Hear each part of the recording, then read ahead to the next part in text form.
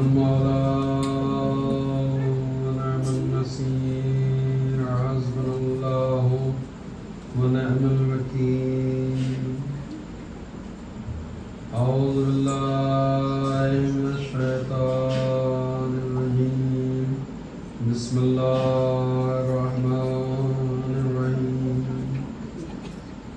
رب اشرح لي صدري ويسر لي أمري واحلل عقدة من لساني يفقهوا قولي الحمد لله الذي جعلنا من الباقين على سيد الشهداء الذي بكت له الأرض والسماء وناحت عليه الوحوش في الصحراء والطيور بين الفضاء ثم الصلاة والسلام والتحية والإكرام على صاحب الدعوة النبوية والصحبة الحيدرية والعصمة الفاطمية والحلم الحسنية والشجاعة الحسينية والعبادة السجادية والآثار الباقرية والمآثر الجعفرية والعلوم الكاظمية والحجج الرضوية والجود التقوية والنقاوة النقوية والهيبة العسكرية والغيبة الإلهية القائم بالحق محمد وآل محمد لا سيما إمامنا المنتظر المهدي صاحب العصر والزمان إمام الحجة حجة ابن الحسن صلواتك عليه وعلى آبائه في هذه الساعة وفي كل ساعة مريا وحافظا وقائدا وناصرا ودليلا وعينا حتى تسكنه أرضك طوعا وتمتع فيها طويلا اللهم صل على محمد وآل محمد على دائم أجمعين من الآن إلى قيام يوم الدين أما بعد فقد قال سبحانه وتعالى في محكم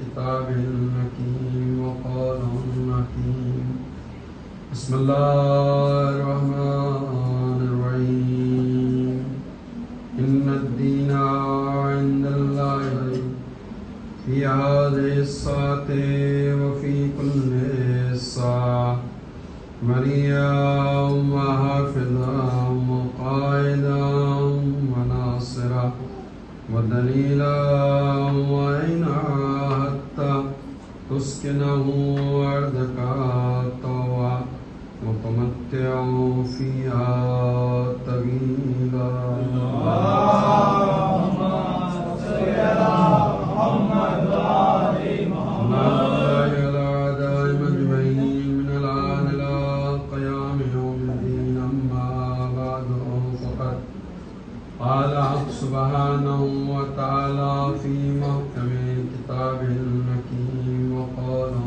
الحكيم بسم الله الرحمن الرحيم إن الدين عند الله الإسلام اللهم صل على محمد وآل محمد حضرات اکرام قدر ماتندران حضرت ابوالفضل عباس علیہ السلام صوران شہزاد آن محمد پروردگار آپ کی اور تمام عزاداروں کی عزاداری کو اپنی بارگاہ میں قبولیت کی منزل عطا فرمائے انشاءاللہ ہمیں اور آپ کو جلد کربلا معلیٰ کی زیارت نصیب فرمائے، جہاں جہاں اس پر شہزاد کے بچھانے والے آباد ہیں، پروردگار ان کی جان مال عزت و آبرو کی حفاظت فرمائے، اور اس فرشادہ کے جتنے بھی دشمن ہیں پروردگار اگر ان کی ہدایت ممکن ہے تو ہدایت فرما، اور اگر ہدایت ممکن نہ ہو تو ان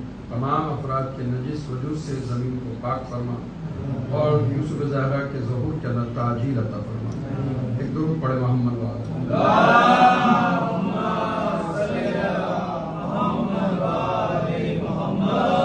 فیضان گرامی، ہمارا گفتگو سلسلہ گفتگو جو یکم محرم سے شروع ہوا، سورہ آل عمران کی 19ویں آیت اس کی ابتدائی یہاں سے ہو رہی ہے، ان الدین عند اللہ الاسلام، کہ بے شک اللہ کے نزدیک دین صرف اسلام ہے، اور مسلمانوں کے لیے یہ لمحہ فکریہ ہے، یہ ان کی عقلوں کا امتحان ہے کہ آیا مسلمان دین اسلام کو سمجھ سکا یا نہیں، آیا مسلمان جو یہ دعویٰ کر رہا ہے کہ وہ دین اسلام کا پیروکار ہے، دین اسلام کا ماننے والا ہے، دین محمدی کا ماننے والا ہے، تو آیا واقعاً مسلمان کے پاس دین اسلام پایا بھی جا رہا ہے یا نہیں، یا خدا نخواستہ مسلمانوں کی اکثریت اس وہم اور گمان میں ہے کہ ان کے پاس دین اسلام ہے، لیکن در حقیقت ابھی تک ان کے پاس دین اسلام نہیں پہنچا۔ اچھا، جن کے پاس دین اسلام پہنچا اور کس کے پاس دین اسلام نہیں پہنچا، اس کا فیصلہ کریں گے اصول دین۔ جس کے پاس عقیدوں کے اندر اصول دین کا عقیدہ مضبوط ہے اس کے پاس یقیناً دین اسلام، لیکن جس نے اصول دین سمجھنے میں غلطی کی پھر اس کے بعد سب کچھ ہو سکتا ہے، دین اسلام نہیں ہو سکتا۔ اور دین کی پہلی اصل ہے توحید پروردگار، جس پہ گفتگو ہو چکی۔ دین کی دوسری اصل ہے عدل الہی، جس کے اوپر کما حقہ تو نہیں لیکن ایک خلاصتاً ایک روشنی ڈالی گئی کہ عدل الہی کس کو کہا جاتا ہے، اور اگر مسلمان عقیدہ عدل الہی کو سمجھ لے اور مان لے تو مسلمانوں کے گھروں کا ماحول سدھر جائے۔ اس کے بعد تیسرا عقیدہ آتا ہے عقیدہ نبوت، جس کے اوپر ہماری گفتگو چل رہی ہے، اور کل ہماری گفتگو یہاں پہنچی تھی کہ عقید علیکم السلام، ایک درود پڑھ دے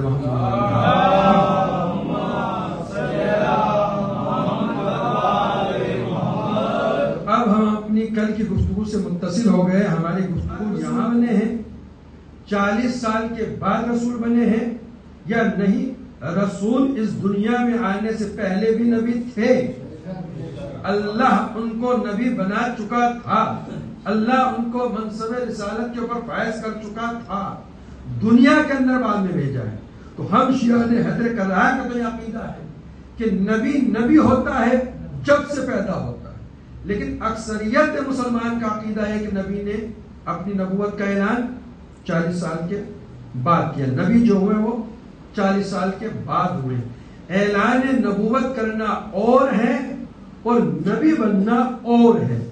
نبی 40 سال کی عمر میں نبی نہیں بن رہے ہیں، بہت توجہ رکھے مسلمان، کہ 40 سال کی عمر کے اندر نبی نہیں بن رہے ہیں، 40 سال کی عمر کے اندر نبی نبوت کا اعلان کر رہے ہیں، دین کا اعلان کر رہے ہیں، اسلام کا اعلان کر رہے ہیں، ایھا الناس قولوا لا الہ الا اللہ کہہ کے توحید پروردگار کا اعلان کر رہے ہیں، نہ یہ کہ نبی بننے۔ نبی تو جب سے نبی ہے، یہ کائنات نہیں تھی لیکن نبی تھے، یہ چاند نہیں تھا لیکن نبی تھے، یہ سورج نہیں تھا لیکن نبی تھے، یہ ستارے نہیں تھے لیکن نبی تھے، یہ زمین کا فرش نہیں تھا لیکن نبی تھے، یہ آسمان کا شامیانہ نہیں تھا لیکن نبی تھے۔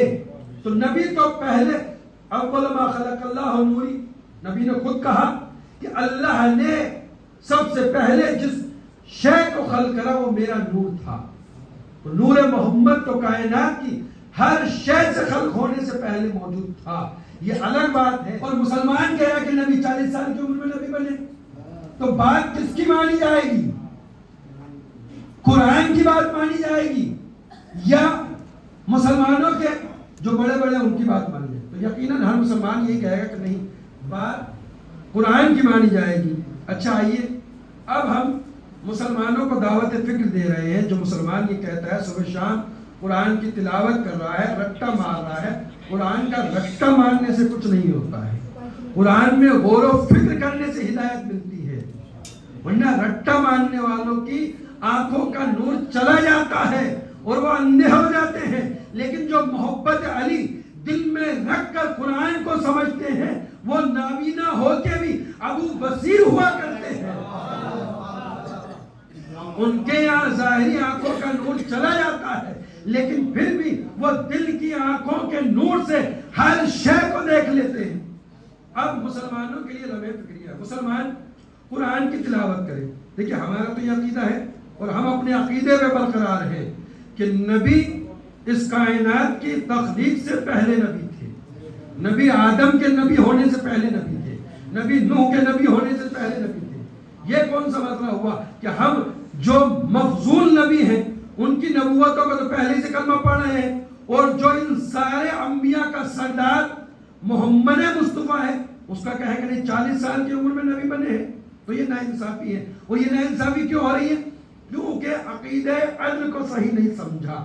اگر عقیدہ عدل کو صحیح سمجھتے کہ اللہ عادل ہے، اللہ کسی کے ساتھ ظلم نہیں کرے گا، تو یہ سمجھ میں آتا کہ جب آدم آب و گل کی منزلیں طے کر رہے تھے نبی اس وقت بھی نبی تھے، نوح جب سفینہ چلا رہے تھے نبی اس وقت بھی نبی تھے، ابراہیم جب آگ کی منزلیں طے کر رہے تھے نبی اس وقت بھی نبی تھے، عیسیٰ جب مردوں کو جلا رہے تھے نبی اس وقت بھی نبی تھے، موسیٰ جب دریائے نیل کے اندر راستہ بنا رہے تھے نبی اس وقت بھی نبی تھے۔ ہم سے سنو فضائل نبی، قرآن سے سنو فضائل نبی۔ یہ دیکھیے جب قرآن کی جب ہم تلاوت کریں گے، وہ سارا مسلمان جب قرآن کی تلاوت کرے گا تو جہاں جہاں قرآن نے حضرت محمد مصطفیٰ سے خطاب کیا ہے تو یہ کہہ کر کیا ہے میرے نبی اس وقت کو یاد کرو۔ فرض کریے آدم کی خلقت کا تذکرہ قرآن میں آیا، نبی سے خطاب ہوگا وَإِذْ قَالَ رَبُّكَ لِلْمَلَائِكَةِ إِنِّي جَاعِلٌ فِي الْأَرْضِ خَلِيفَةً۔ میرے نبی اس وقت کو یاد کرو جب تمہارا پروردگار آدم کو مٹی سے بنا رہا تھا، میرے نبی اس وقت کو یاد کرو جب اللہ نے نوح کو حکم دیا کہ تم ہماری وحی کے اشارے سے ایک کشتی بناؤ، میرے نبی اس وقت کو یاد کرو کہ جب ابراہیم آگ کی منزلوں میں جا رہے تھے، میرے نبی اس وقت کو یاد کرو جب موسیٰ بنی اسرائیل کو لے کر دریائے نیل کے اندر ہمارے حکم سے راستہ بنا رہے تھے۔ تو جہاں جہاں قرآن نے اللہ کی محمد مصطفیٰ کے ساتھ گفتگو کو کوٹ کیا ہے تو وہاں پر اذا کا لفظ استعمال کیا ہے، میرے نبی اس وقت کو یاد کرو، میرے نبی اس وقت کو یاد کرو۔ تو یہ لفظ استعمال کب ہوتا ہے؟ مسلمان نے غور و فکر نہیں کرا، ورنہ اس کو پتہ پڑ جاتا کہ محمد مصطفیٰ کی نبوت کا سلسلہ نبی کی تخلیق کے بعد سے نہیں ہے بلکہ کائنات کی بھی تخلیق سے پہلے ہے، ہر شے کی خلقت سے پہلے محمد مصطفیٰ کی نبوت کا سلسلہ ہے۔ تو قرآن نے جہاں کہا وہ اس کے لفظ سے استعمال کر کے خطاب کیا، میرے نبی اس وقت کو یاد۔ چاہیے لفظ کب استعمال ہوتا ہے کہ اس وقت کو یاد کرو۔ میں اپنے چھوٹے بچوں کو سمجھانے کے لیے مثال دیں تاکہ بات واضح ہو جائے کہ محمد مصطفیٰ کب سے نبی تھے۔ دیکھیے اگر میں کسی سے یہاں کہوں کہ وہ واقعہ یاد ہے آپ کو، فرض کریے میں 4-5 سال پہلے یہاں گنگا نگر میں رمضان میں آیا تھا اور مسجد کے اندر جامع مسجد کے اندر کوئی واقعہ ہو تو جب میں اگر عبادت بھائی سے کہوں کہ عبادت بھائی آپ کو وہ واقعہ یاد ہے جب ہم نے یہ بات کہی تھی تو یہ کہیں گے ہاں یاد ہے، لیکن اسی کے مقابلے میں زبار بھائی سے میں کہوں کہ آپ کو وہ واقعہ یاد ہے تو اگر یہ اس واقعے کے وقت موجود نہیں ہے تو کہیں نہیں مولانا میں تھا ہی نہیں تو میں بتاؤں گا کیا۔ تو اس کے معنی یہ ہے کہ جب کسی انسان سے یہ کہا جاتا ہے کہ اس وقت کو یاد کرو تو اس کے معنی یہ ہوتے ہیں کہ جب واقعہ ہو رہا تھا وہ انسان موجود تھا۔ قرآن نے کیا کہا؟ میرے نبی اس وقت کو یاد کرو جب ہم آدم کو بنا رہے تھے، میرے نبی اس وقت کو یاد کرو جب نوح کشتی چلا رہے تھے۔ اس کے معنی یہ ہے آدم تخلیق ہو رہے تھے، نور محمد موجود تھا، ابراہیم کشتی چلا رہے تھے، نور محمد موجود تھا، ابراہیم آگ میں جا رہے تھے، نور محمد موجود تھا، موسیٰ دریا میں راستہ بنا رہے تھے، نور محمد موجود تھا۔ تبھی تو قرآن قرآن کہہ رہا ہے اس وقت کو یاد کرو. اس وقت کیا ہے؟ ایک درود پڑھے محمد قرآن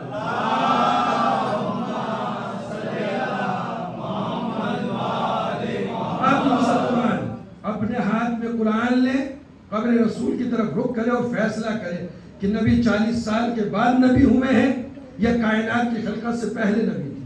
تو نبی اس وقت بھی نبی تھے کہ جب یہ کائنات تخلیق میں نہیں تھے. اچھا, کل میں نے ایک جملہ کہا تھا, توحید اور عدل کے بعد تیسرا بنیادی اصول جو اصول دین میں آتا ہے وہ نبوت کا چیپٹر ہے.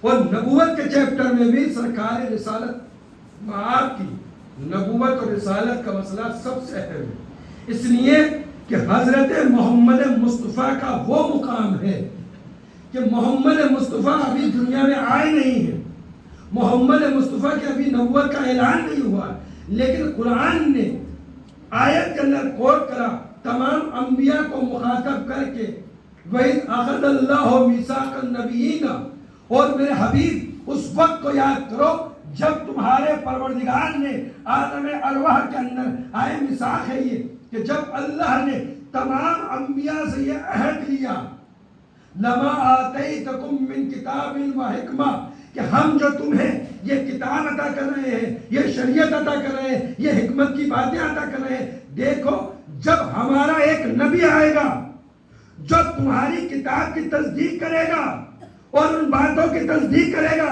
کہ جو تم نے لوگوں کو بتائی ہیں, تو دیکھو تم نبیوں کے اوپر اس نبی کے اوپر ایمان لانا بھی ضروری ہے, وَلَا تَنْصُرَنَّهُ, اور اس نبی کی نبوت کرنا بھی واجب ہے.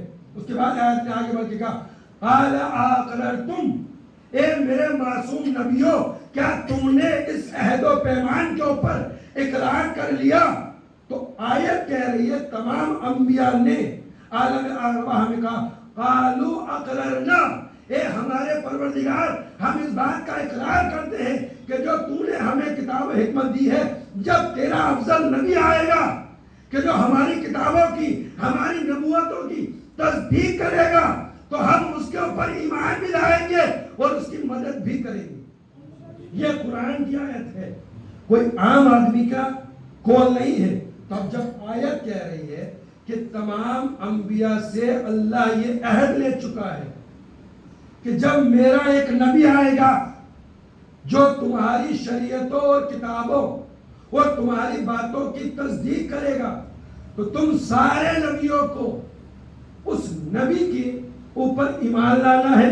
اور پھر آیت نے بڑھ کے ایک لفظ کا اضافہ وَلَا تَنْصُرَنَّهُ, اور پھر تحقیق تمہیں اس نبی کی نبوت, اس نبی کی مدد کرنی. اچھا مجھے بتائیں, ایمان کے مرحلے میں تو سارے نبی آ گئے, سب ایمان لے کے آئے. آدم محمد کی نبوت پہ ایمان لے کے آئے, نوح محمد کی نبوت پہ ایمان لے کے آئے, ابراہیم محمد کی نبوت پہ ایمان لے کے آئے, موسیٰ اور عیسیٰ محمد کی نبوت پہ ایمان لے کر آئے. 1,24,000 انبیاء محمد مصطفیٰ کی نبوت پر ایمان لے کر آئے. یہاں تک کہ بات کلیئر ہے کہ انبیاء نے جو عہد کیا تھا اس عہد کے اوپر انبیاء برقرار ہیں کہ نبی کے اوپر ایمان بھی لے کے آئیں گے. تو مرحلے ایمان کے اندر آدم بھی صادق ہے, نوح بھی صادق ہے, ابراہیم بھی صادق ہے, موسیٰ اور عیسیٰ بھی صادق ہے, سارے انبیاء صادق ہیں. تو نبی کی نبوت کے اوپر ایمان رکھنے کے اندر تو سارے ہیں, لیکن نبی کو ضرورت کب پڑی؟ جب نبی اس دنیا میں آئے تو آدم اس دنیا سے جا چکے, بہت توجہ رکھیے, نوح اس دنیا سے جا چکے, موسیٰ کی نبوت کا زمانہ ختم ہو گیا, عیسیٰ کی شریعت ختم ہو گئی, یوسف کا زمانہ ختم ہو گیا, یعقوب کی حکومت ختم ہو گئی, زکریا کی نبوت کا زمانہ چلا گیا. المختصر یہ کہ سارے انبیاء کی نبوتوں کی نبوت کا زمانہ ختم ہو گیا. ہر نبی اپنے زمانے کے اندر محمد مصطفیٰ کے آنے کی خبر دیتا رہا. یہ ایمان محمد مصطفیٰ تھا کہ محمد کی نبوت کے اوپر ایمان تھا تمام انبیاء کا, اس میں صادق بھی رہے. ہر نبی نے خبر دی ہمارے بعد ایک نبی آئے گا, ہمارے بعد ایک نبی آئے گا, ہمارے بعد ایک نبی آئے گا. تو نبوت پر ایمان کے مرحلے میں تو سارے انبیاء ہو گئے, لیکن وَلَا تَنْصُرَنَّهُ, اور دیکھو جب اس نبی کے اوپر نصرت کا وقت آ جائے تو تم تمام انبیاء کو نبی کی نصرت بھی کرنی ہے. اب میں مسلمانوں کے ہاتھوں میں قرآن دیتا ہوں, اپنے سر پر قرآن رکھ کر دنیا کا سارا مسلمان بتائے کیا بدر میں آدم آئے تھے مدد کے لیے, کیا احد میں آئے تھے آدم مدد کے لیے, کیا خیبر حنین میں آئے تھے مدد کے لیے؟ کوئی نبی نہیں آیا, لیکن قرآن نے کہا کہ ہم نے نبیوں سے وعدہ لیا ہے کہ نبی کی نبوت کا پر ایمان بھی لانا ہے, نبی کی نصرت بھی کرنی ہے. تو مسئلہ آ گیا بہت سنگین کہ انبیاء کی ایمان کا ثبوت ملتا ہے, سارے انبیاء ثبوت لے گئے, لیکن انبیاء نے یہ بھی وعدہ کیا ہے کہ ہم محمد مصطفیٰ کی نصرت بھی کریں گے. لیکن مسلمان بتائے کہ رسول کی کس جنگ کے اندر آدم لڑنے آئے, رسول کی کس جنگ کے اندر نوح مدد کے لیے آئے, رسول کی کس جنگ کے اندر یحییٰ, زکریا, یوسف اور ایوب مدد کے لیے آئے ہو؟ کسی بھی جنگ میں مدد کے لیے نہیں آئے. تو آیت کہہ رہی ہے اگر میرے نبی کی مدد نہیں کری تو میں تمہیں انبیاء کی فہرست سے نکال دوں گا. یہ لمحہ فکریہ ہے مسلمان کے لیے کہ اگر انبیاء میں سے بھی کسی نبی کو محمد مصطفیٰ مدد کے لیے پکارے اور اگر نبی بھی محمد کی مدد کے لیے نہ آئے تو اللہ اس کو انبیاء کی فہرست میں سے نکال دے. تو مسلمان خود فیصلہ کرے, جب نبی کو انبیاء کو پکارے نبی اور نبی نہ آئے تو اس کی نبوت باطل ہو جائے. ارے کسی مسلمان کو نبی بلائے اور وہ پہاڑ پر بھاگتا نظر آئے تو کیا وہ صاحب ایمان اور مسلمان رہ سکتا ہے؟ نہیں, قطعاً نہیں. کچھ بھی ہو سکتا ہے, مسلمان اور مومن نہیں ہو سکتا جو نبی کو میدان میں چھوڑ کر چلا جائے. ایک درود پڑھے محمد وآلہ.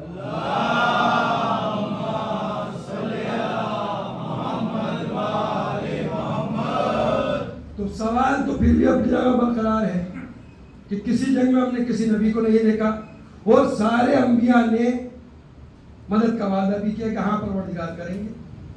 اچھا, چاہے کسی کا وعدہ جھوٹا ہو جائے لیکن نبی کا وعدہ جھوٹا نہیں ہو سکتا. تو اب مسلمان کے لیے مشکل آ گئی یا نہیں؟ دنیا کا کوئی بھی فرقہ کا مسلمان اس سوال کا جواب نہیں دے سکتا, وہ نہ ثابت کر سکتا ہے کہ بتائے خیبر کے اندر آدم آئے, حنین کے اندر آدم آئے, بدر کے اندر آدم آئے, احد کے اندر نوح آئے, خندق میں موسیٰ عیسیٰ آئے. کسی بھی جنگ میں کوئی نبی نہیں آیا, لیکن سب نبیوں کا وعدہ ہے کہ ہم محمد مصطفیٰ کی نبوت کریں گے. اسی لیے ہم کہتے ہیں کہ مشکل کشا کے در پہ آ جاؤ, ہر مشکل کا حل مل جائے گا. دنیا کا سارا مسلمان حیران و پریشان رہے گا کہ کسی جنگ کے اندر کوئی نبی آیا نہیں تو پھر ہر نبی نے محمد کی مدد کیسے کر دی؟ تو اب حدیث رسول پڑھو, ایک درود پڑھو محمد وآلہ.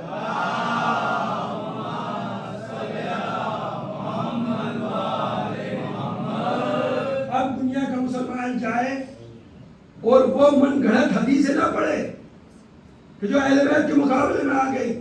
جب رسول نے کہا مدینۃ العلم وعلیم بابھا میں شہر علم و علوس کا دروازہ ہے, تو جن کی کوئی فضیلت نہیں ہوتی ہے ان کے لیے روایتیں کہی جاتی ہیں. تو اب روایتیں کہہ رہی کہ وہ کھڑکی ہے, وہ پرنالہ ہے, وہ چھت ہے, یہ ہے, یہ بھی ہے.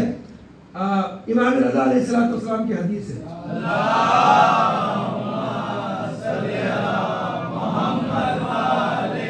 جو اہل بیت سے دشمنی رکھتا ہے, جو علی علیہ السلام سے دشمنی رکھتا ہے, جو پنجتر پاک سے دشمنی رکھتا ہے, اللہ اس سے عقل چھین لیتا ہے.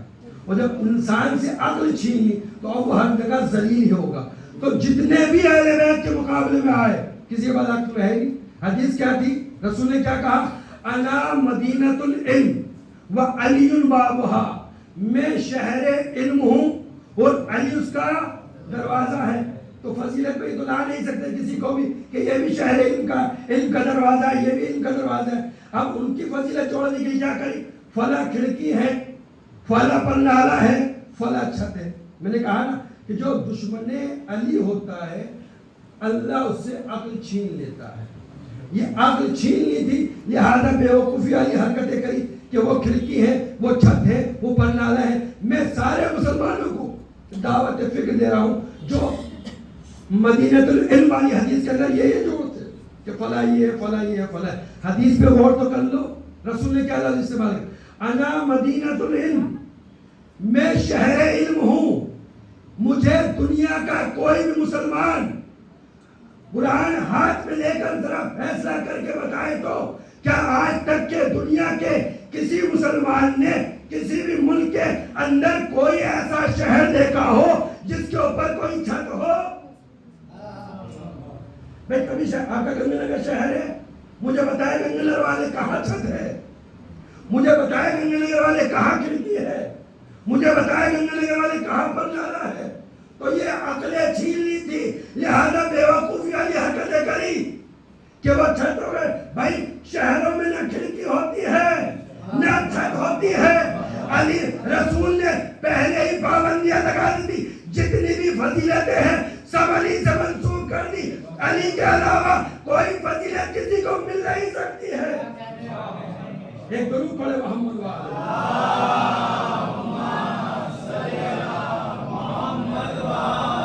اب وہ سوال سارے مسلمانوں سے اور خود اپنے شیعہ معاشرے سے بھی ہے کہ بھئی جب آیات کریے کہ مدد کرنی ہے اور وعدہ بھی کیا ہے، لیکن ہمیں کسی بھی جنگ کے اندر کوئی نبی لڑتا ہوا دکھائی نہیں دیتا۔ لیکن اسی کے ساتھ ساتھ ایک سوال ہو، کسی نبی کو تو آپ نے نہیں دیکھا، لیکن مجھے مسلمان یہ بتائے کہ ہر جنگ کے اندر نبی کے ساتھ رہا کون؟ ہمارا شیعہ بچہ تو بتا ہی دے گا، بچہ بتا دے گا ہمارا تو، لیکن مسلمانوں سے سوال ہے کہ رسول کی جتنی بھی جنگیں ہو، غزوات ہو، حرب ہو، مجھے قرآن ہاتھ میں لے کر یہ بتاؤ کہ نبی کی ہر جنگ کے اندر کون ساتھ ساتھ رہا؟ بھاگنے والوں کا تو نہیں پوچھ رہا ہوں میں کہ نبی کو چھوڑ کے کون بھاگے، مجھے تو یہ بتاؤ کہ نبی کی ہر جنگ کے اندر نبی کے ساتھ رہا کون؟ تو چاہے مسلمان علی کو چاہے جتنا منہ رکھ لے، لیکن مسلمان اس اقرار کو اور بات کو ماننے کے اوپر مجبور ہے کہ اس عالم اسلام کے اندر، تاریخ اسلام کے اندر فقط اور فقط ایک ذات ہے جو رسول کی ہر جنگ میں رسول کے ساتھ ہے، اور وہ کون؟ علی۔ خیبر کی جنگ ہو تو علی، احد کی جنگ ہو تو علی، بدر کی جنگ ہو تو علی، حنین کی جنگ ہو تو علی، خندق کی جنگ ہو تو علی۔ کون سی جنگ ہے جس میں علی نہیں؟ تو ہر جنگ کے اندر رسول ہے۔ اب یہیں سے مسئلہ حل ہوگا۔ تو جب یہ مشکل پیدا آئی کہ بھائی انبیاء نے وعدہ کرے ہیں لیکن کوئی نبی کسی جنگ میں دکھ بھی نہیں رہا، تو رسول نے کہا کہ میں تمہیں ایسے ہی نہیں چھوڑ کے جا رہا۔ رسول کی ایک حدیث سے بہت مشہور ہوا جو مولا کائنات ہی کی فضیلت میں ارشاد فرمائے۔ رسول نے کہا من اراد ان ينظر آدم فی علمہ، آدم فی علمہ، ونوح فی علمہ، ویوسف فی جمالہ، وابراہیم فی حیبتہ، ویوسف فی جمالہ، فلینظر الی وجہ علی بن ابی طالب۔ کیا حدیث ہے رسول؟ کیا رسول حدیث کی؟ مسئلہ حل ہوگا۔ کیا رسول حدیث کی؟ رسول نے ارشاد فرمایا کہ اگر کوئی شخص چاہتا ہے آدم کو اس کے علم میں دیکھے، نوح کو اس کے تقوی میں دیکھے، ابراہیم کو اس کے حیبت میں دیکھے، موسیٰ کو ان کے جلال میں دیکھے، عیسیٰ کو ان کی حیبت میں دیکھے، یوسف کو ان کے جمال میں دیکھے، جو ایک کم 1,24,000 انبیاء کے کل صفات کو، ہر نبی کو اس کی صفت میں دیکھنا چاہتا ہو تو وہ علی کے چہرے کی طرف نگاہ کرے۔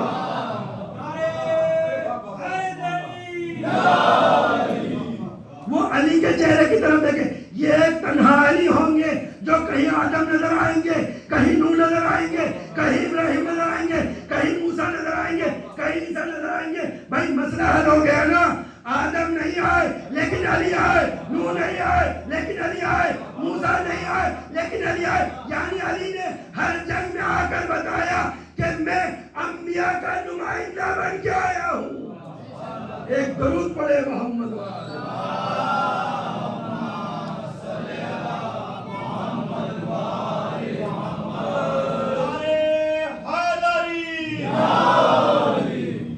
یہ ہے محمد مصطفیٰ کی فضیلت اور اہمیت۔ اب کل جو بات میں نے کہی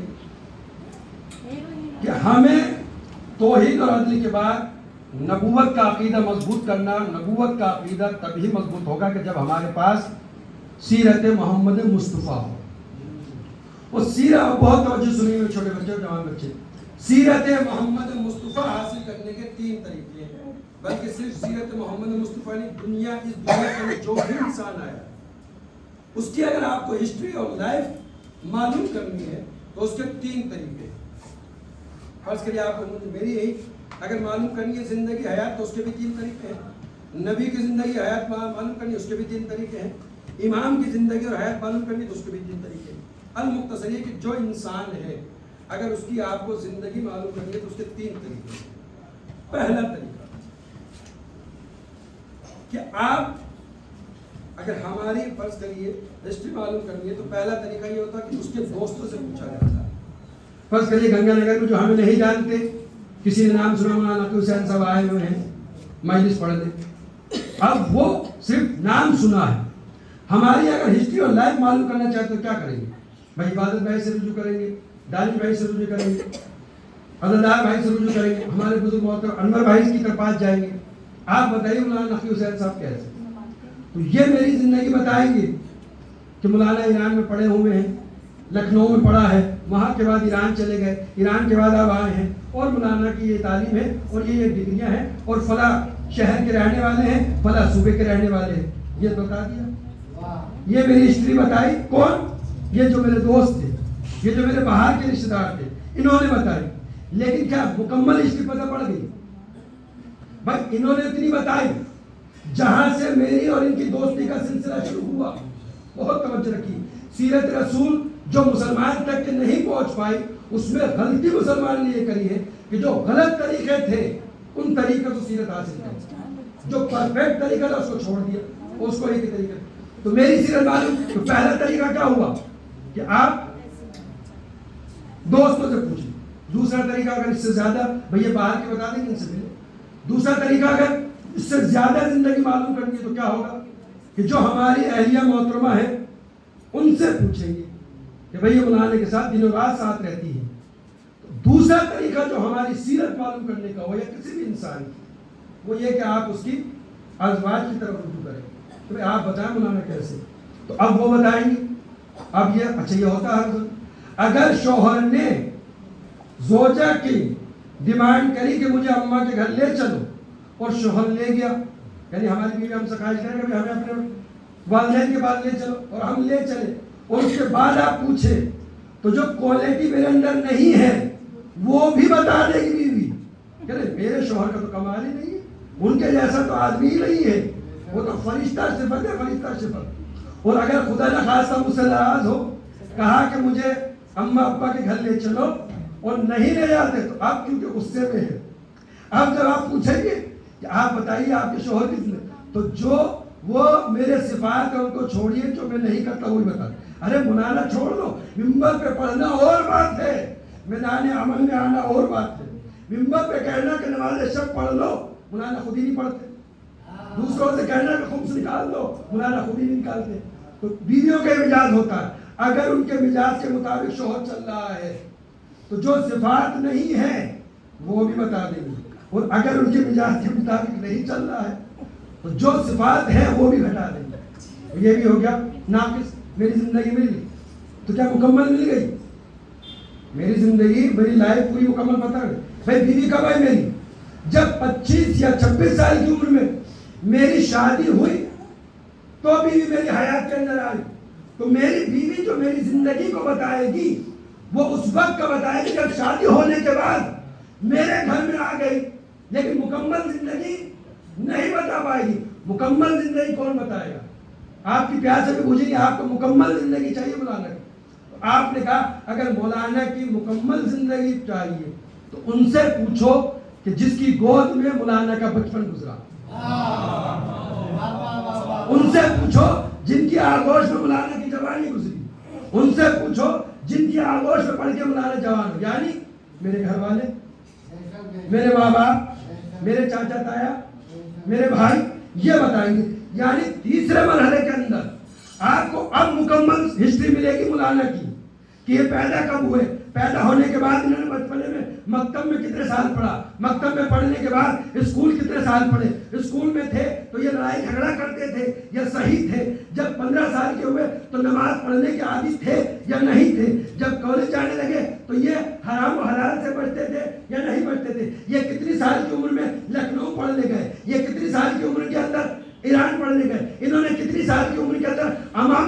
ان کے کتنے بچے ہیں، ان کی کتنی بیٹیاں ہیں، ان کا کیا کاروبار ہے، یہ کہاں کہاں مجلس سے پڑھنے گئے.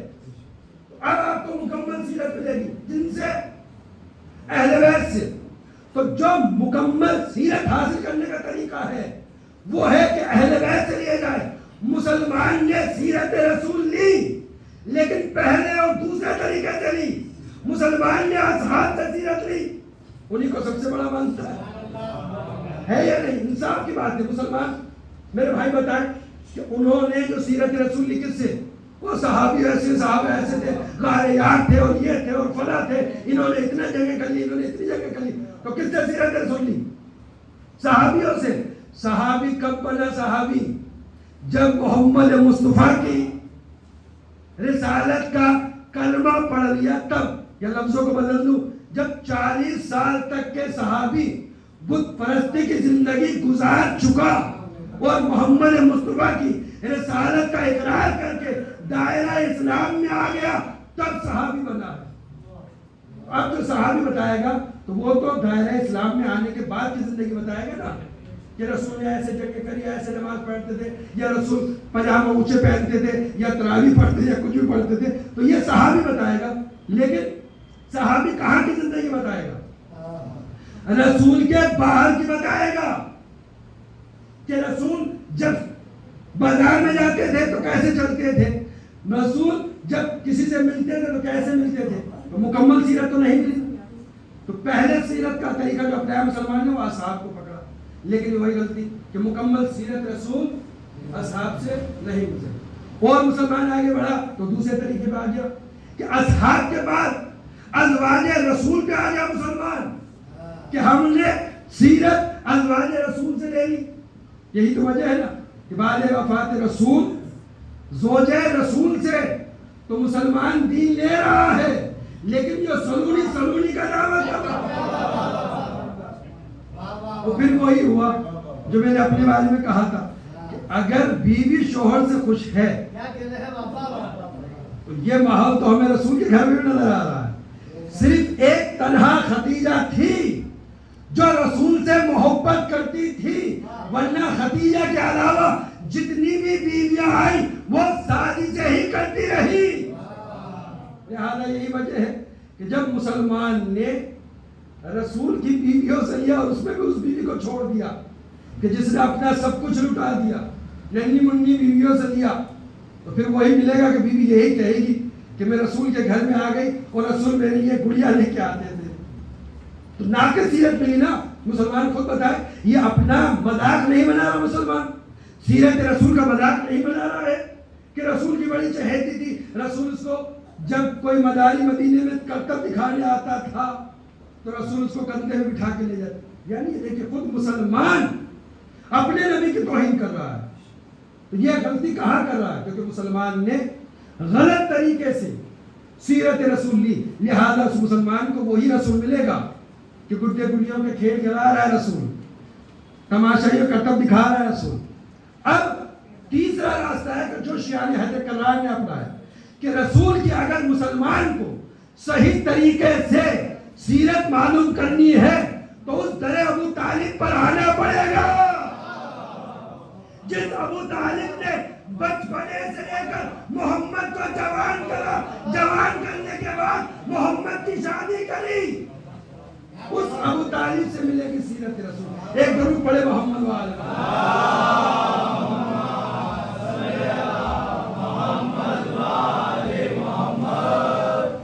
اور یہ کوئی ضد بحث والی بات نہیں. مسلمان آ کے خود عقل سے پیدا کرے، اپنے ہاتھ میں قرآن لے لیں، ایک ہاتھ اپنا قبر رسول پہ رکھ لیں، بتائے مکمل سیرت کہاں سے ملے گی. ایک درود پڑھے محمد والے.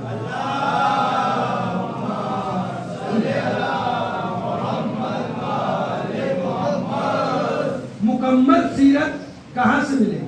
دیکھیں بہت بنیادی فارمولہ میں نے آپ کو دیا ہے. اگر آپ کسی بھی اپنے سنی بھائی سے اگر بات ہوتی ہے تو یہی رکھیے کہ سیرت رسول حاصل کرنے کے 3 طریقے ہیں، بلکہ دنیا کے ہر انسان کی سیرت، ہسٹری اور زندگی معلوم کرنے کے 3 طریقے ہیں. مسلمانوں کے درمیان یہی سوال رکھے کہ اب مسلمان کی عقل کا فیصلہ ہے کہ وہ ناقص طریقے سے سیرت رسول لینا چاہ رہا ہے یا مکمل طریقے سے سیرت رسول لینا چاہ رہا ہے. اگر ناقص طریقے سے مسلمان کو سیرت رسول لینی ہے تو یا اصحاب سے لے لے یا ازواج سے لے لے, لیکن اگر مکمل طریقے سے سیرت رسول لینی ہے تو در ابو طالب کے اوپر آنا پڑتا. عظمت ابو طالب کا درود پڑھے محمد والا.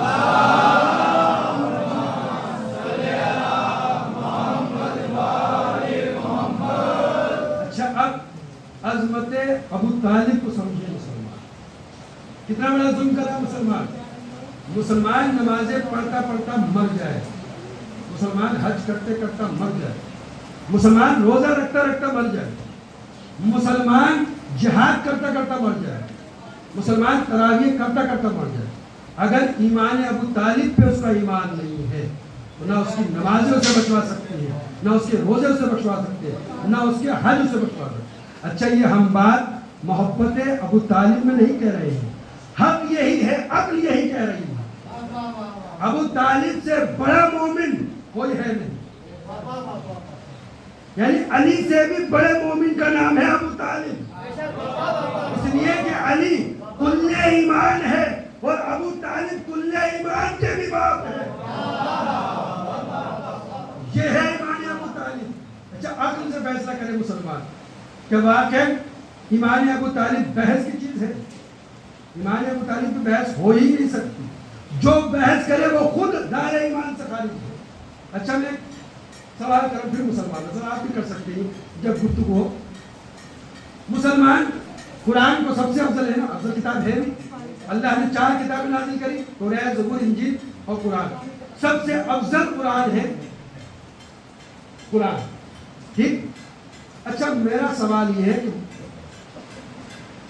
اسلام کا ماننے والا مسلمان زیادہ عقل مند ہے یا مسلمانوں کے خلق کرنے والا اللہ زیادہ عقل مند ہے؟ اسلام کا کلمہ پڑھ کے مسلمان بن جانے والا زیادہ صاحب ایمان ہے یا خود خالق کائنات جس نے اسلام اور مسلمان کو بنایا وہ زیادہ حق رکھتا ہے؟ مسلمان تو ہر مسلمان ہی کہہ رہی اللہ سب سے زیادہ عقل ہے. فیصلہ ہو گیا. مسلمان اس بات کا فیصلہ کر رہا ہے نا کہ اللہ سب سے بڑا عاقل ہے. اللہ ہی نے تو عقل کو خلق کرا, اللہ سے بڑا تو مان رہا ہے نا مسلمان. لیکن عملی طور کے اوپر مسلمان اللہ کو اپنی عقل کے برابر بھی نہیں سمجھ رہا ہے. اب مثال سنو, قرآن ہر گھر میں موجود ہے, موجود ہے نہیں. پڑھنا آتا ہو یا نہ آتا یہ الگ مسئلہ ہے, لیکن قرآن ہر گھر میں ملے گا. اور اگر نہ بھی ہو, جب شادی ہوتی ہے تو ماں بڑے ترے سے کہتی ہے جا کر خوبصورت سا قرآن لے آؤ, بیٹی کو جہیز میں دینا ہے. چاہے اس ماں نے اس بیٹی کو قرآن پڑھنے والا بنایا ہو یا نہ بنایا ہو, لیکن قرآن کو جہیز میں ضرور دینا ہے. یہی رسمیں بنتی چلی جا رہی ہیں. ارے جس بیٹی کو قرآن پڑھنا ہی نہیں سکھایا تو قرآن کیوں جہیز میں دے رہے ہو؟ تاکہ وہاں پر بھی اس کے اوپر گردی پڑتی رہے. لہٰذا یہ ہمارے لیے بھی لمحہ فکریہ ہے کہ شیعہ معاشرے کو بھی اس بات کی طرف متوجہ ہونا چاہیے. بیٹی کو جہیز میں قرآن دینا کمال نہیں ہے, پہلے بیٹی کو قرآن پڑھنا تو بہرحال ہر مسلمان جانتا قرآن پڑھنا ہے. جس کے گھر میں نہیں تھا اس کو یہ فرض کریے کوئی نیا مسلمان ہوا ہے, ظاہر سے مسلمان اس کو تلقین کرے گا مولوی صاحب بڑی بڑی داڑھی والے, بڑے بڑے پونچھے پجامے والے, ارے قرآن تو ہونا ہی چاہیے آپ کے گھر میں. اب اس بیچارہ گیا بازار کے اندر قرآن لے کر آیا. اب مولوی صاحب ساتھ ساتھ جا رہے ہیں, بازار سے قرآن خریدا, رحل خرید. اب مولوی صاحب آ کہ 9 مسلم ہیں, نیا نیا اسلام میں داخل ہوا, لہٰذا مولانا صاحب بتا رہے ہیں نہیں پہلے رحل کو پاک کر لو. ہم نے پوچھا مولانا صاحب کیا رحل نجس ہے؟ کہا نہیں نجس نہیں ہے, لیکن اطمینان حاصل کرنے کے لیے کیونکہ ہمیں پاک و پاکیزہ کتاب رکھنی ہے اس کے اوپر, لہٰذا مکمل اطمینان حاصل کرنے کے لیے ہم رحل کو گھر میں لا کر پاک کریں. پاک پاکی پاک ہو گئی. اب آج ہی مولوی صاحب رکھ دیے نہیں, گھر میں آئے اور آنے کے بعد جو سب سے بلند مقام طاق تھا اس طاق کو پاک کرا. پھر ہم نے سوال کیا مولانا صاحب کیا کوئی نجاست لگی تھی طاق کے اندر؟ کہا نہیں کیونکہ اللہ کی کتاب رکھنی ہے لہذا طہارتوں کا خیال رکھا جائے گا. لہذا طاق کو بھی دھلوا لیا پانی سے اچھی طریقے سے, ایک بہترین چادر وہاں پر لگا دی, پاک کو صاف قرآن رکھ دیا. اب رحل آئی, پہلے طاق کو پاک کرا, پھر رحل کو پاک کرا, پھر تاج کے اندر پاک و پاکیزہ کپڑا بچھایا، پاک و پاکیزہ کپڑے کے اوپر پاک و پاکیزہ رحل رکھی، پاک و پاکیزہ رحل کے اوپر اللہ کی پاک و پاکیزہ کتاب کلام پاک۔ میں نے ہاتھوں کو جوڑا، مولوی صاحب سے کہا مولوی صاحب کیوں میں اس غریب کو اتنی مشکلوں میں ڈال دیا؟ ڈائریکٹ ہلا کے قرآن رکھ دیتے تاج کے اندر۔ تو کہا یہی تو وجہ ہے، تمہیں قرآن سے محبت نہیں ہے۔ قرآن ہے اللہ کی پاک و پاکیزہ کتاب، اور ہمیں اس کی طہارت کا پورا خیال رکھنا ہے۔ قرآن نے خود کہا لا یمسہ الا المطہرون، قرآن کو سوائے پاکیزہ افراد کے کوئی چھو نہیں سکتا۔ اب مسئلہ ہوگا امام ابو طالب کا حل کہ مسلمان زیادہ عقل مند ہے یا اللہ زیادہ عقل مند ہے؟ قرآن کیا ہے؟ پھر میرا سوال ہے، اتنی طہارتوں کی آپ نے بندوبست کر لیے، رحل کو دھویا، تاج کو دھویا، کپڑوں کو دھویا، کس کے لیے کرا؟ قرآن کے لیے۔ قرآن کیا ہے؟ قرآن وہ کتاب ہے جو قلب محمد مصطفیٰ پہ نازل ہوئی۔ تو مسلمانوں سے سوال ہے، پہلے تو مجھے یہ بتاؤ کہ قرآن افضل ہے یا ذات محمد افضل ہے؟ تو ہر مسلمان کہے گا ذات محمد افضل ہے، اس لیے کہ قرآن محمد کے قلب پہ نازل ہوا۔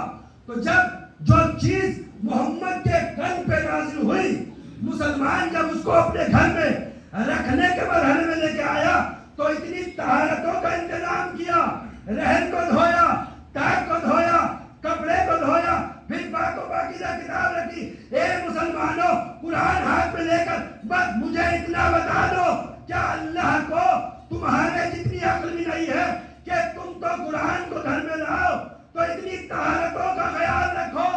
اللہ اپنے محمد کو پالے تو ایک کافر کی آغوش میں مسلمان خود پر گویا قدرت نے آغوش ابو طالب کا انتخاب کر کے بتایا تھا کہ اس وقت پورے عرب کے اندر ابو طالب جیسی پاک و پاکیزہ کوئی آغوش نہیں تھی جو محمد کو پال سکے۔ ضرور پڑھے محمد وآلہ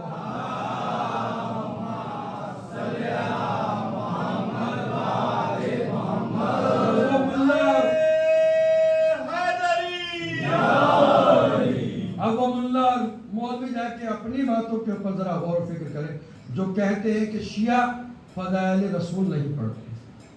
شیعہ فضائل رسول وہ پڑھتے ہیں کہ جو ابو طالب نے بتایا، شیعہ فضائل رسول وہ پڑھتے ہیں کہ جو قرآن نے بتایا، شیعہ فضائل رسول وہ پڑھتے ہیں کہ جو علی نے بتایا، شیعہ فضائل رسول وہ پڑھتے ہیں کہ جو فاطمہ نے بتایا، شیعہ فضائل رسول وہ پڑھتے ہیں کہ جو اہل بیت علیہ السلام۔ دیکھیے ہم نے دوسری مجلس میں کہا تھا عدل کے بول، اللہ عادل ہے، خود بھی عدل کرتا ہے اور دوسروں کو بھی عدل کرنے کا حکم دیتا ہے۔ ہم کسی کے اوپر زور زبردستی نہیں کرتے، ہم تو عدل کے پیمانے میں آ کر صرف دعوت فکر دے رہے ہیں کہ مسلمان ذرا سوچے تو صحیح۔ ابو طالب کے ایمان کے اوپر بحث کرنے کھڑا ہو جاتا ہے، ان مسلمانوں کو ڈوب کے مر جانا چاہیے۔ قرآن کافی ہونے کا مسلمان دعویٰ کر رہا ہے لیکن قرآن کے اندر غور و فکر نہیں کر رہا۔ ایک بات اور ایمان ابو طالب اور آپ حضرات کی زحمت فرمائیں، مسلمان پڑھے قرآن کو۔ میں نے وہ جو جملہ کہا کہ رٹا مارنے سے قرآن سے ہدایت نہیں ملتی ہے، علی کی محبت دل میں رکھ کے قرآن پڑھو تو ہر لفظ میں ہدایت دے گا۔ قرآن کے اندر ایک نبی کا ذکر آیا جس کو سارے بچے جانتے ہیں اور مسلمان بھی جانتے ہیں، بہت سے نبیوں کا آیا لیکن چند نبیوں کا تذکرہ بہت شد و مت کے ساتھ آیا۔ اس نبیوں میں سے ایک نبی کا تذکرہ کر رہا ہوں اور پھر آپ فیصلہ کریے گا ابو طالب کس ایمان کی بلندیوں پر فائز تھے۔ ٹھیک، ان نبیوں میں سے وہ نبی ہے حضرت موسیٰ علیہ السلام، ان کے بارے میں سب جانتے ہیں، قرآن میں بھی جتنی ڈیٹیل سے حضرت موسیٰ کے بارے میں گفتگو کی ہے کسی نبی کے بارے میں نہیں۔ تو ان کی خلقت کا تذکرہ بھی اور ان کی پیدائش کا تذکرہ پورا کرا کہ جب نجومی نے خبر دی فرعون کو کہ ایک بچہ پیدا ہوگا جو تیری حکومت کو پلٹ دے گا، فرعون نے عورتوں کو مردوں سے الگ کر دیا اور پہرے لگا دیے کہ موسیٰ پیدا نہ ہونے پائے۔ لیکن اللہ جب اپنے نمائندے کو دنیا میں بھیجنا چاہتا ہے تو دنیا کی ساری طاقتیں ایک طرف رہ جاتی ہیں اور نمائندہ الہی دنیا میں آ کر رہتا ہے، اور وہی ہوا۔ انا ربکم الاعلیٰ کا دعویٰ کرنے والا فرعون موسیٰ کی پیدائش کو روک نہیں سکا. وہ پورا تفصیلی کبھی بات آگے کریں گے، لیکن اشارہ کرتے ہوئے کہ موسیٰ کو وہ حکم ہوا کہ مادر موسیٰ کو جو ہے ایک صندوق میں بند کر کے دریا نیل کے حوالے کو. سب نے واقعہ سنا آپ نے. ادھر جو ہے فرعون اور آسیہ دریا نیل کا نظارہ کرنے دیکھا ایک صندوق بہتا چلا آ رہا ہے. اور صندوق کا بھی معجزہ تھا کہ دریا اس طرف بہہ رہا تھا تو صندوق اس طرف بہہ رہا تھا. یعنی نبی کے صندوق نے دریا کی مخالف سمت میں بہہ کر بتایا کہ جو دریاؤں کے دھارے کے ساتھ بہہ جائے وہ دنیا والے ہوتے ہیں، جو دریاؤں کے دھارے کو موڑ دے وہ نمائندہ الہی ہوا کرتا ہے. لہذا موسیٰ کا تابوت مخالف سمت میں چلا، موجوں سے کھیلتا وہ جب آیا جناب آسیہ کی نظر پڑی، صندوق آ رہا ہے. فرعون کو کہا کچھ دریا کے اندر بہتا ہوا چلا آ رہا ہے.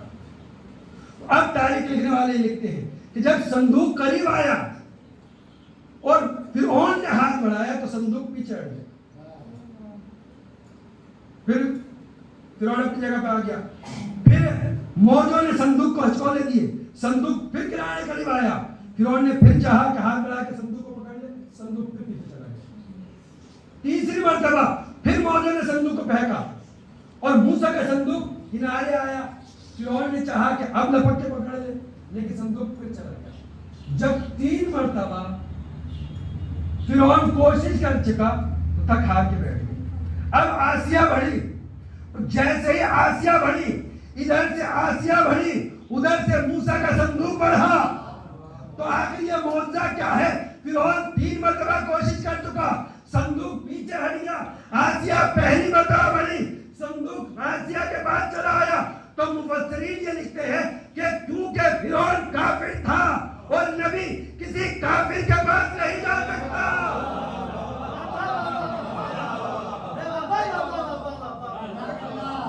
اور موسیٰ مسلمان کا سوال کہ موسیٰ ہے کتنے دن کے؟ ہم چند گھنٹے کے ہیں. تو چند گھنٹے کے موسیٰ کو بند تابوت کے اندر بھی پتا ہے کہ کافر کون ہے، مومنہ کون ہے. اب ہم امام ابو طالب پہ بحث نہیں کریں. مجھے تو یہ بتاؤ کہ تمہارا نبی محمد افضل ہے یا موسیٰ افضل ہے؟ اگر افضلیت محمد کے قائل ہو تو مانو کہ ابو طالب افضل تھے. تبھی محمد نے اپنی پرورش کے لیے ابو طالب کا انتخاب کرا. ایک درود پڑھے محمد والے.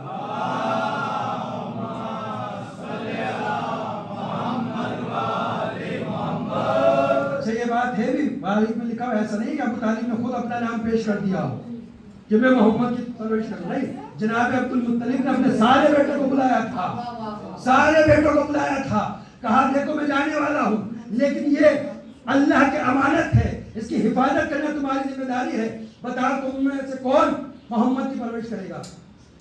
سرکار ابو طالب نے کہا اس کا فیصلہ محمد پہ چھوڑ دیے بابا جان، اس کا فیصلہ خود محمد پہ چھوڑ دیے. محمد سارے چچاؤں میں جس کو چاہے اپنی تربیت کے لیے منتخب کر لے. اب تاریخ لکھتی ہے کہ محمد 5 یا 6 برس کے ہے، اپنے دادا ابو عبد المطلب کی آغوش سے اٹھے، ننھے قدم چلتے ہوئے آغوش ابو طالب میں بیٹھ گئے. یعنی محمد نے اپنی تربیت کے لیے ابو طالب کا انتخاب کر کے بتایا اے بے ضمیر مسلمانوں، خبردار کسی کے بھی ایمان پہ سوال اٹھا لینا. جس کو محمد اپنی تربیت کے لیے چن لے وہ کبھی کافر نہیں ہو سکتا. ایک درود پڑھے محمد والے.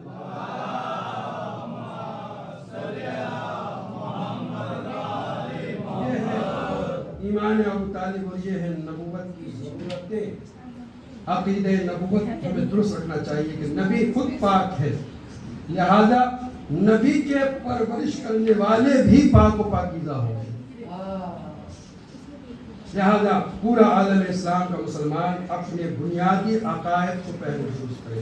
پہلے توحید، پھر عدل اور پھر نبوت. اور نبوت ہی دین کا کل سرمایہ ہے. انشاءاللہ اس کے بعد کی گفتگو کل ہوگی انشاءاللہ کہ ذات محمد کسے کہتے ہیں، کس کے پاس صحیح دین ہے اور کس کے پاس فقط لفظوں والا دین ہے. ہمارے کہہ دینے سے کہ ہم دین کے اوپر عمل کرتے ہیں کوئی دیدار نہیں بنتا ہے. قرآن جس کو کہے کہ یہ دین ہے اس کو ماننے والے کو دیندار کہتے ہیں، رسول جس کو کہے کہ یہ میرا امتی ہے اس کو رسول کا امتی کہتے ہیں۔ رسول نے دین اسلام کی تبلیغ کے لیے کتنی تکلیفیں برداشت کی، کانٹوں پہ چلے ہیں، لہو لہان ہو گئے ہیں۔ شیب ابو طالب کے 3 سال کے سخت مشکلات کی زندگی گزاری ہے۔ رسول اتنے بھوکے ہو جاتے تھے کہ گرسنگی کے عالم میں رسول نے اپنے پیٹ کے اوپر پتھر باندھے، اور اس سخت عالم کے اندر کس نے ساتھ کیا؟ سرکار ابو طالب کے علاوہ کوئی نہیں تھا۔ ہماری جانیں قربان ہو جائے، مسلمان مر بھی جائے تو ایمان ابو طالب تک کے نہیں پہنچ سکتا ہے، نہ مسلمان کا اسلام نہ اس کا ایمان عظمت ابو طالب کو درک کر سکتا ہے۔ یہ ابو طالب کی تربیت تھی۔ شیخ ابو طالب کے اندر بھی روایت اور مورخ لکھتے ہیں کہ رات کی تاریکی کے اندر سرکار ابو طالب حضرت محمد مصطفیٰ کا بستر بدل دیا کرتے تھے۔ رات کے پہلے پہر میں محمد کو جس بستر پہ لٹا دیتے اس بستر سے اٹھا کر ان کی جگہ پر علی کو سلا دیتے تھے، تاکہ اگر رات کی تاریکی میں کفار حملہ کر دیں تو بیٹے قتل ہو جائے، محمد بچ جائے۔ محمد سے محبت کرنے والا اس قدر ابو طالب تھے کہ اپنے بچوں کو قربان کر دیا، اور یہ خاندان ابو طالب کا شیبہ رہا ہے کہ رسالت کے لیے، محمد مصطفیٰ کے لیے اور دین کے لیے اپنا سب کچھ قربان کر دیا۔ کربلا میں یہی تو ہوا ہے۔ کربلا میں ماؤں نے اپنی گود کے بالوں کو قربان کر دیا ہے۔ ذرا کوئی کربلا کی ماؤں کا امتحان تو دیکھے، ایمان تو دیکھے، کس منزل عروج کے اوپر کربلا کی ماؤں کا ایمان تھا۔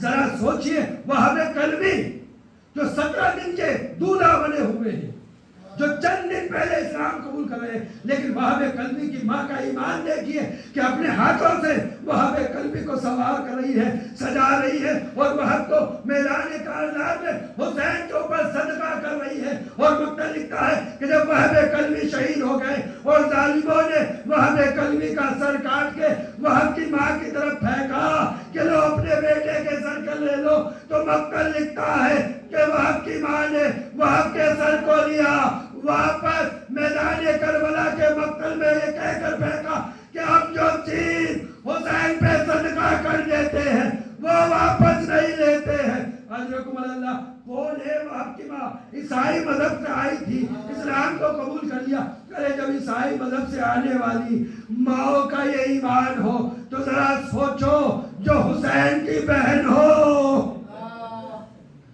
سلام ہو ہمارا زینب کی قربانی کے اوپر، سلام ہو ہمارا زینب کے حوصلے کے اوپر، سلام ہو ہمارا زینب کی محبتوں کے اوپر۔ ارے جب زندہ رہی بھائی کو ہی یاد کرتی رہی۔ میں تل لکھتا ہے کہ شب عاشوراء زینب نے ایک مرتبہ اون محمد کے ہاتھوں کو پکڑا، خیمے کے اندر لے کر آئی، لانے کے بعد کہا اے اون محمد، ارے کل میدان کارزار کا دن ہے، کل قتل گاہ کا دن ہے، دیکھو کل ایسا نہ ہو کہ تم زندہ بچ جاؤ اور میرا بھیا علی اکبر، میرے بھائی کی نشانی اکبر شہید ہو جائے۔ اے اونو محمد، تمہیں میرے بھائی حسین کے اوپر شہید ہونا ہے۔ رحم اللہ، لو عاشور کا روز آ گیا، میدان کارزار بلند گرم ہوا۔ کبھی حبیب جاتے ہیں، کبھی مسلم ابن حوصلہ جاتے ہیں، انصار و اصحاب جاتے رہے، قربانی دیتے رہے۔ جب میدان کے اندر اصحاب و انصار اپنی قربانی کو دے چکے تو زینب نے ایک مرتبہ فضہ سے کہا فضہ میرے شیروں کو بلا کے لاؤ۔ فضہ کہیں اونو محمد کو بلا کے لائی۔ اونو محمد جب خیمے میں آئے تو ناراضگی میں زینب نے منہ موڑ لیا۔ اونو محمد سمجھ گئے ہماری ماں ہم سے ناراض ہے۔ دونوں شہزادوں نے ہاتھوں کو جوڑ دیا، جوڑنے کے بعد کہا اے اماں کیا ہم سے کوئی غلطی ہو گئی ہے؟ ارے شہزادی نے کہا اے اونو محمد، میں نے تمہیں رات میں کیا تلقین کری تھی کہ میرے بھائی پہ قربان ہو جانا۔ ارے اصحاب انصار اپنی جان کا نذرانہ قربان کر چکے، تم ابھی تک کے زندہ ہو۔ اونو محمد نے کہا اے اماں، ارے ہم کئی مرتبہ مامو جان کے پاس گئے لیکن مامو جان نے اجازت نہیں دی۔ اب زینب نے اور محمد کے ہاتھوں کو پکڑا، اس خیمے میں آئی جہاں حسین بیٹھے ہوئے تھے، بیٹھ رہے ہوئے تھے، اندر داخل ہوئی۔ زینب نے حسین کو مخاطب کر کہا اے بھیا دیکھو، زینب نے اس کربلا کے اندر ابھی تک سے تم سے کوئی چیز نہیں مانگی، زینب تم سے مانگے گی تو تم انکار تو نہیں کر۔ حسین نے کہا بہن زینب، ارے حسین کی جان تمہارے لیے حاضر ہے، تم مانگ کے تو دیکھو۔ زینب نے اونو محمد کو آگے کر دیا، اے بھیا میرے لاڈلوں پر اپنے اوپر قربان ہونے کی اجازت دے دو۔ لو عزادارو، اونو محمد کو اجازت ملی۔ عباس خیمے میں آئے، اپنے ہاتھوں سے اپنے بھانجوں کو سوار کیا، تلوار حمایت کی، زرہ پہنائی، اس کے بعد گھوڑے پر سوار کیا۔ سوار کرنے کے بعد عباس نے کہا اے اونو محمد، ارے آج وقت آیا ہے اپنے ماموں کی تربیت کا اثر دکھانا۔ مقتل لکھتا ہے جیسے ہی اونو محمد آئے، پہلے ہی حملہ کیا تھا فوج یزیدی، نہر فرات توڑ کر بھاگ گئی۔ ارے چھوٹے بھائی نے بڑے بھائی سے کہا اے بھیا، ارے کتنا اچھا ہوتا بہن سکینہ کا مشکینہ لے آتے، ارے سکینہ کے لیے پانی بھر لیتے۔ اجرکم اللہ۔ مقتل لکھتا ہے دونوں بھائی یہ گفتگو کر رہے تھے کہ فوج یزیدی نے چاروں طرف سے حملے کیے، کوئی تیر مار رہا ہے، کوئی تلوار مار رہا، کوئی قبر مار رہا۔ جب شہزادے زخموں سے چور ہو کر گھوڑے سے گرنے لگے، آواز دی یا اماں ادرکنی، اے بابو جان ہماری مدد کے لیے آئیے۔ عباس حسین دوڑے، بھانجوں کے لاشے پر پہنچے، ایک لاشے کو عباس نے اٹھایا، ایک لاشے کو حسین نے اٹھایا، خیمے میں لا کر کہا اے بہن زینب، لو تمہارے لاڈلے میدان سے سرخرو ہو کر آ گئے۔ زینب آئی، ایک ہاتھ ان کے اوپر رکھا، ایک ہاتھ محمد کے لاشے میں رکھا، اور ہاتھوں کو اٹھا کر کہا ربنا تقبل هذا القربان۔ سیال الذین ظلموا ایام ينقلبون انا للہ و انا الیہ راجعون۔ بار الہ تجھے واسطہ ہے اور محمد کی مظلومیت پہ بہن فاطمہ آسوں کا تجھے ہم گناہگاروں کے لیے جو بھی اس کریا اور فرش ہزار اس عبادت کا ثواب لکھا، پروردگار ہم یوسف زہرا اور شہدائے کربلا کی بارگاہ میں ہدیہ کرتے ہیں۔ پروردگار تیری بارگاہ میں دعا گو ہے یوسف زہرا کے ظہور کے اندر تعجیل عطا فرما، اور ان ظہور ہم تمام عزاداروں کو امام زمانہ علیہ السلام کے سپاہیوں میں شمار فرمانا، آمین یا رب العالمین۔ ماتم حسین۔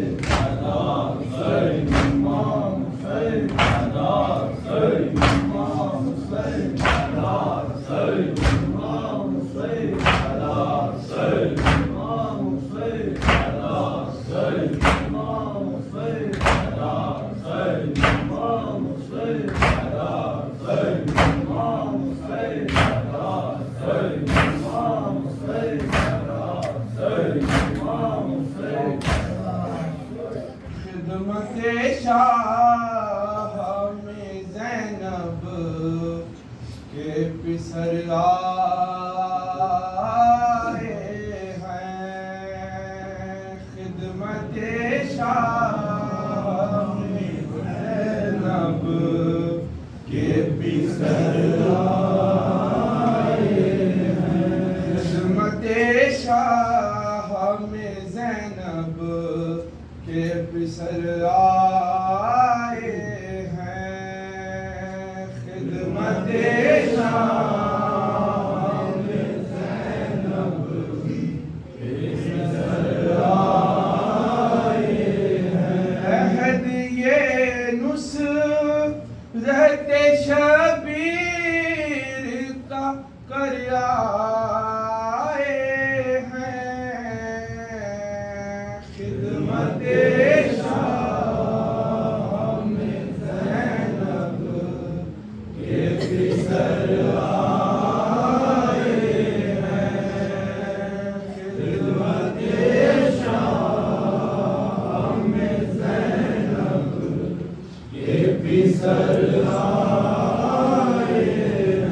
شیر زینب کے بڑھے ہاتھ میں شمشیر لیے، سن ہے چھوٹا سا مگر قد شبیر لیے، عمر لڑنے کی نہ تھی رنگ میں مگر آئے ہیں خدمت شاہ میں زینب کے پسر آئے ہیں، خدمت شاہ میں زینب کے پسر آئے ہیں، کان میں آئی جو اللہ اکبر کی صدا، ماں یہ بولی کہ سنو لا لو اکبر کی صدا، یوں شہادت کے لیے وقت سحر آئے ہیں، خدمت شاہ میں زینب کے پسر آئے ہیں، خدمت شاہ میں زینب کے پسر آئے ہیں، اس طرح جنگ کی فوجوں کو ڈرا رکھا تھا، ظلم کی فوج کا ضربت پہ گلا رکھا تھا، خون حیدر کا یہ دکھلا کے اثر آئے ہیں، خدمت شاہ میں زینب کے پسر آئے ہیں، خدمت شاہ میں زینب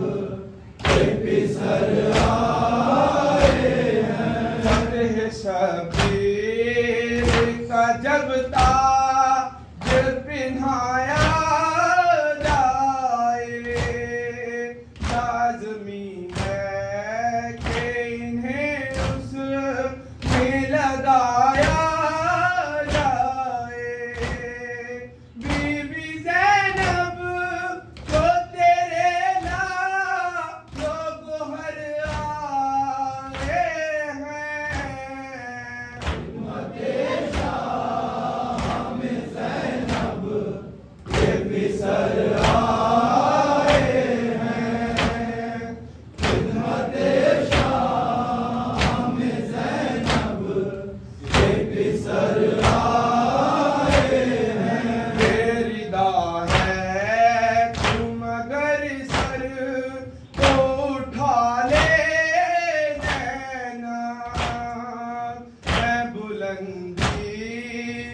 تیری کو مل کے پالے